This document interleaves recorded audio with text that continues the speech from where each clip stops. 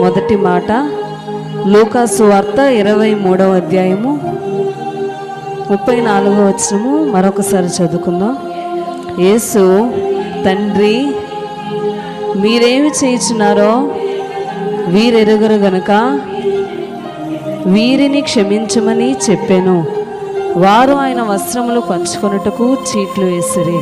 చాలండి. ఇక్కడ మనం చూస్తున్నట్లయితే ప్రభు అయిన యేసు క్రీస్తు వారు మరి కలువరి సిలువలోని మొదటిగా తండ్రికి విజ్ఞాపన చేయుచున్నారు. ఎవరంట? కుమారుడైన యేసు క్రీస్తు వారు తండ్రికి విజ్ఞాపన చేయుచున్నారు, లేదంటే దేవునిని క్షమాపణ కోరుచున్నారు. ఎవరి కొరకు క్షమాపణ అంటే మానవులైన మన కొరకు క్షమాపణ కోరుచున్నారు. మరి దేవుని క్షమాపణ అనగా క్షమాపణలో ఏమి కనబడుతుందంట? ఆయన యొక్క రూపము కనబడుతుంది. క్షమాపణ అనగా మరి ముందుగా మనం చూస్తే క్షమాపణ, అనగా క్షమాపణ రూపము. దేవుడు మన కొరకు క్షమించేవాడుగా కలువరి సిలువ కొండ మీద కనబడుచున్నాడు. అలాగే అనగా మమకారము కనబడుచున్నది. ఎవరి పట్ల మమకారం కనబడుతుందంట? మానవుల పట్ల, లోకము పట్ల.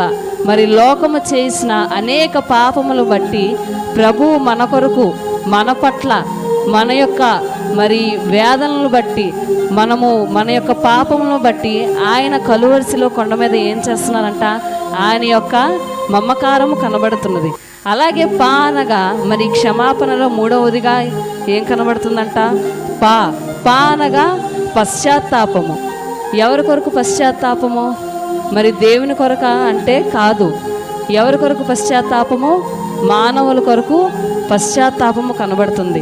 అలాగే అనగా నరుని కొరకు, మన కొరకు పరవశించి ప్రార్థించిన ప్రభు యొక్క రూపము కనబడుతుంది.